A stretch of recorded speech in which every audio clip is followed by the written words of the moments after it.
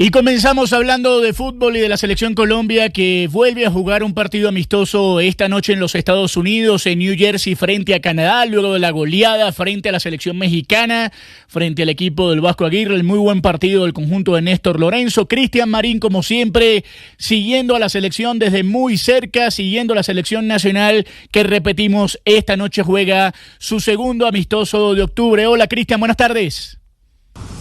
Compañeros, ¿qué tal? Cordial saludo para todos. Acá estamos desde la concentración del equipo colombiano, pensando en el partido de esta noche frente a Canadá, otro partido preparatorio. La verdad es que Nueva York, New Jersey nos ha recibido con muchísimo frío, ha bajado la temperatura durante domingo, durante lunes, incluso con alguna lluvia, pero para el día de hoy no se tiene ese pronóstico. Si hay frío, hay vientos, pero la temperatura, primero, no está tan baja, y segundo, pues no hay pronóstico de lluvia para la hora del partido. 7:30 hora Colombia, 8:30 hora local, en el Red Bull Arena, la casa de otro equipo de mucha tradición del fútbol norteamericano. La selección Colombia goza de buena salud. Ayer trabajó el técnico Néstor Lorenzo con los 25. Posiblemente la portería tendrá un cambio importante. Nos dicen de que Álvaro Montero será el cuidapalos esta noche frente a la selección de Canadá, y es muy probable que cambie en un porcentaje muy alto la nómina que enfrentó a la selección de México y que le propició una paliza de 4-0 el sábado anterior en el AT&T Stadium. Posiblemente la defensa se va a tocar, regresa Davinson Sánchez, Richard Ríos, Johan Mojica, que habitualmente son titulares. Nos dicen que Luis Javier Suárez no será titular esta noche, será una alternativa, y todo apunta a que James David Rodríguez y Luis Díaz podrían ser inicialistas, más allá de que en el partido anterior actuaron cerca de 70 minutos, pero podrían ser inicialistas. Pero también es cierto que el técnico está ya en ese modo de tratar de revisar alternativas, de revisar futbolistas, de medir cómo se encuentra. Uno de ellos acaba de ser Kevin Serna, y no sería extraño que esta noche le dé la oportunidad a otros jugadores que no han tenido muchos minutos, como Rafael Santos Borré, como Johan Carbonero, que gustó los minutos que tuvo frente a México, y como el propio Juan Fernando Quintero, que no sigue acumulando muchos minutos a pesar de que siempre ha formado parte del proceso y de las convocatorias. Colombia ya ha almorzado a esta hora, acá ya estamos llegando sobre las 3 de la tarde, y estarán partiendo hacia el escenario deportivo después de las 5:30 de la tarde hora Colombia, 6:30 de la tarde hora en Nueva York. Así que, compañeros de Meridiano, estamos al tanto, a los pormenores del equipo nacional, que esta noche pues cierra esta mini gira por los Estados Unidos enfrentando a la selección de Canadá. Además que los números de Lorenzo son muy buenos, ¿no? De los 15 partidos amistosos que ha podido disputar, 12 han sido victorias y 3 empates. Ahí han caído selecciones como Japón, como Alemania y como la mismísima España, que en su momento ya fue campeona del mundo. Abrazo para todos y nos reencontramos más tarde en todos los espacios de Blue Radio. Chao, feliz tarde. Gracias, Cristian. Un abrazo. Cristian Marín, los Estados Unidos, siguiendo a la selección de Colombia, que repetimos va a jugar hoy frente a la selección de Canadá, por supuesto a través de la señal de Blue Radio y del Gol Caracol. A esta hora se preparan varios duelos importantes que tienen que ver también con la clasificación hacia el Mundial de Fútbol.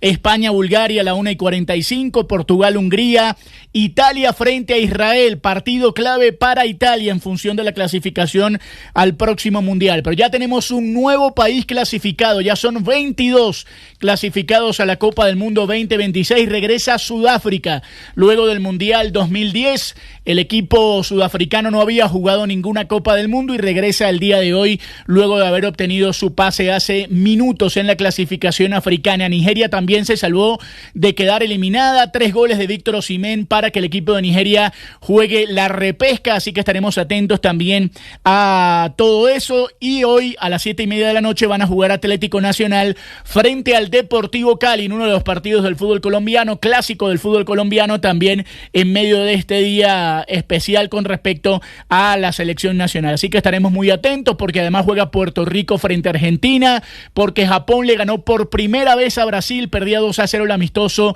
y terminó ganándole 3-2, porque Corea del Sur le ganó 2-0 a Paraguay. Así que mucho movimiento alrededor del mundo, clasificaciones al Mundial y por supuesto la selección Colombia a las 7:30 de la noche con transmisión de Blue Radio frente a la selección de Canadá desde New Jersey en los Estados Unidos. Información exclusiva a esta hora en Blue Radio que tiene que ver con las negociaciones de paz entre el gobierno y el clan del Golfo que se desarrollan en Doha, en Qatar. Blue Radio conoció cuáles son los proyectos que se van a llevar a cabo luego de los acuerdos en el primer ciclo de negociaciones. Cristian Correa. Buenas tardes. Son 5 puntos, 5 ejes los que tendrán estos acuerdos que empezarán en una implementación previa en 5 municipios con el Clan del Golfo, después de surtido el primer ciclo de la negociación. Son los municipios de Unguía, Candí, Belén de Bajirá y Río Sucio en el departamento de Chocó y Mutatá en Antioquia. Los 5 ejes son gestión migratoria, acciones coordinadas con Migración Colombia para regular el tránsito de personas en zonas fronterizas del Darién, la erradicación y sustitución de cultivos ilícitos, el desarrollo de proyectos productivos alternativos liderados por la Dirección de Sustitución de Cultivos de Usos Ilícitos. El tercer punto es el fortalecimiento de la justicia local, aplicación de los instrumentos del Ministerio de Justicia y el Código de Seguridad y Convivencia Ciudadana. El cuarto punto, la protección ambiental, el cumplimiento de las disposiciones del Ministerio de Ambiente, la Corporación Autónoma Regional del Chocó y Corpuraba para frenar la deforestación en la zona. Y como último punto, garantizar para la niñez y la adolescencia, bajo el liderazgo del ICBF, la restitución de derechos a atención integral y prevención del reclutamiento de menores por parte de estos actores armados. Armando Novoa es el jefe del gobierno en las negociaciones con el Clan del Golfo. Estas decisiones involucran también un elemento importante que tiene que ver con las garantías de los derechos de los niños, las niñas y los adolescentes en estos 5 municipios. Esos 5 acuerdos serán liderados por la institucionalidad pública. Según explican desde la delegación, en los próximos días se espera se conozcan las fechas de inicio de la implementación de estos acuerdos y cuándo sería el próximo encuentro, el próximo ciclo de negociación con el autodenominado Ejército Gaitanista de Colombia, conocido como el Clan del Golfo. 1:46, hay otra noticia en desarrollo. El presidente de Estados Unidos, Donald Trump, acaba de confirmar el que sería, si no hago mal las cuentas, el séptimo bombardeo en contra de lanchas presuntamente con cocaína por el Mar Caribe saliendo de las costas de Venezuela rumbo a Estados Unidos. Silvia, buenas tardes. Ricardo, buenas tardes. Sí, señor, este sería el 7º ataque confirmado de Estados Unidos en aguas internacionales, aguas del Caribe, muy cerca de las costas venezolanas. Sería el 7º ataque de Estados Unidos a una lancha cargada con drogas, según información de la Casa Blanca. El presidente Donald Trump está informando a esta hora que el secretario de Guerra, Pete Hegseth, ordenó un ataque cinético letal contra un buque afiliado a una organización terrorista designada. Estas organizaciones terroristas designadas son a las que Estados Unidos les ha declarado la guerra frontal en esa lucha contra el narcotráfico. Dice que el USS Southcom, que esto es el comando de los Estados Unidos para el hemisferio occidental, realizó este ataque en la costa de Venezuela, o frente a la costa de Venezuela. La inteligencia confirmó que el barco traficaba narcóticos, estaba asociado con redes narcoterroristas ilícitas y transitaba por una ruta conocida de organizaciones delictivas. Dice además el presidente de los Estados Unidos y la Casa Blanca que el ataque se llevó a cabo en aguas internacionales y 6 narcoterroristas a bordo del buque murieron. Ningún miembro de las fuerzas estadounidenses resultó herido. Con esto, Ricardo, en total, hasta antes de este ataque, 24 personas habrían muerto en los 6 ataques que Estados Unidos ha perpetrado o ha perpetrado contra lanchas cargadas de cocaína en aguas del Caribe. Si usted suma estos 24 a los 6 nuevos, estaríamos hablando de 30 personas muertas en medio de ese despliegue militar gigantesco en aguas internacionales del Caribe que tiene desplegado Estados Unidos. De esos 30, recuerde usted que el presidente Gustavo Petro habló de ciudadanos colombianos en el último ataque que ocurrió la semana pasada. Así que esta es una información en desarrollo. Divisas, bolsas y mercados en Meridiano Blue. Todos los ojos puestos de la tarde de hoy en la Corte Constitucional, en donde se define el futuro de la reforma pensional. Allí está Sergio Barbosa.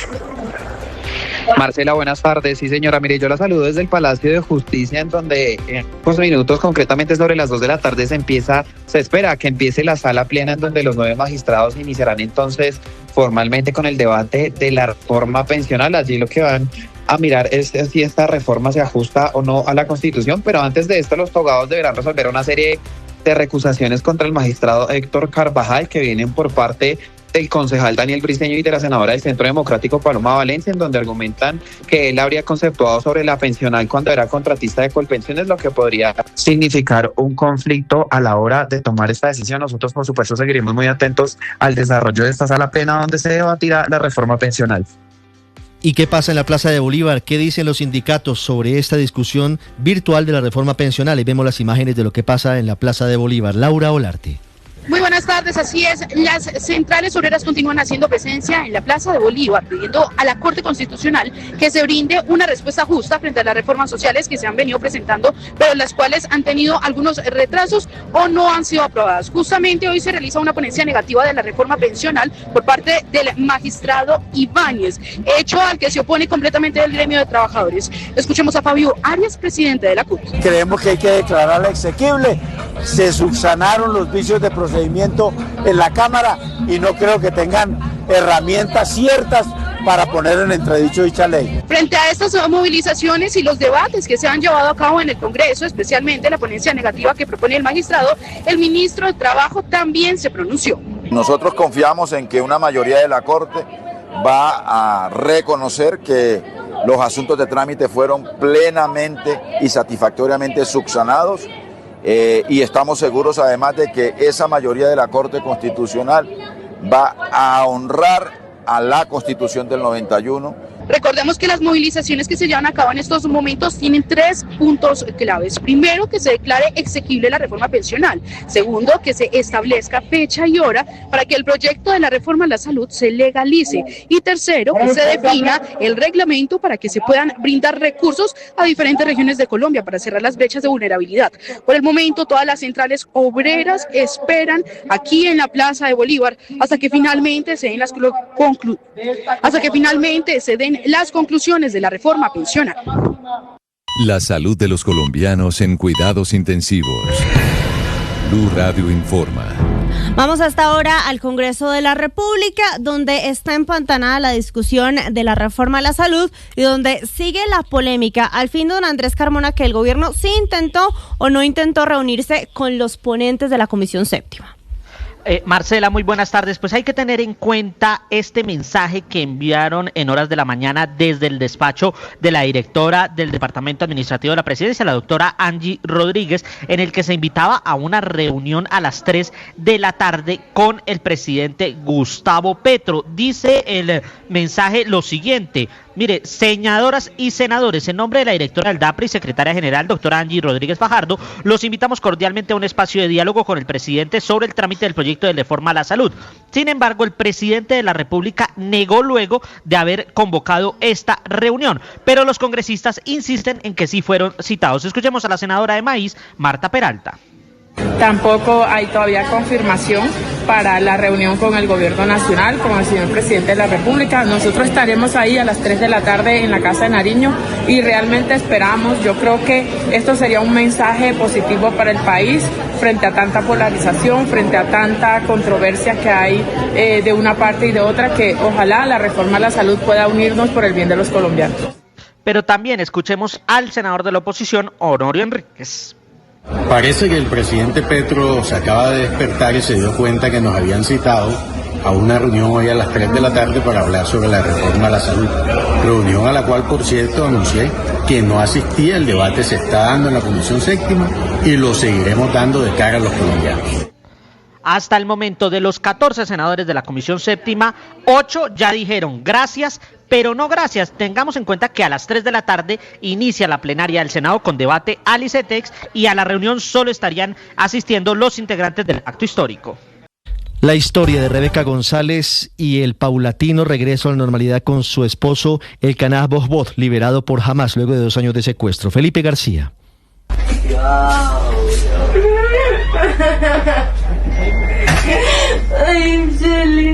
La madrugada marcó el fin de una espera de más de 2 años para Rebeca González. Su esposo, el Canah Bojbot, fue liberado tras permanecer 2 años y 6 días como rehén de Hamas en la Franja de Gaza. El Canah, de 35 años, fue secuestrado en 2023 y estuvo cautivo bajo condiciones extremas. Según contó su esposa, durante todo ese tiempo estuvo descalzo, sin acceso a alimentos suficientes y con restricciones absolutas sobre su libertad. Hoy se encuentra hospitalizado en Tel Aviv, recuperándose de un severo cuadro de desnutrición y pérdida de peso. Regresó regresó con 16 kilos menos. No puede comer en este momento nada pesado. Viene siendo 2 años con una desnutrición extrema. Mi esposo está pesando en este momento 53 kilos. Su hijo pequeño fue el primero en correr hacia él. Según dijo Rebeca, lo reconoció enseguida, pero también advirtió que la recuperación será larga. Gestos simples como ponerse zapatos o abrir un envase son ahora recordatorios del tiempo en cautiverio.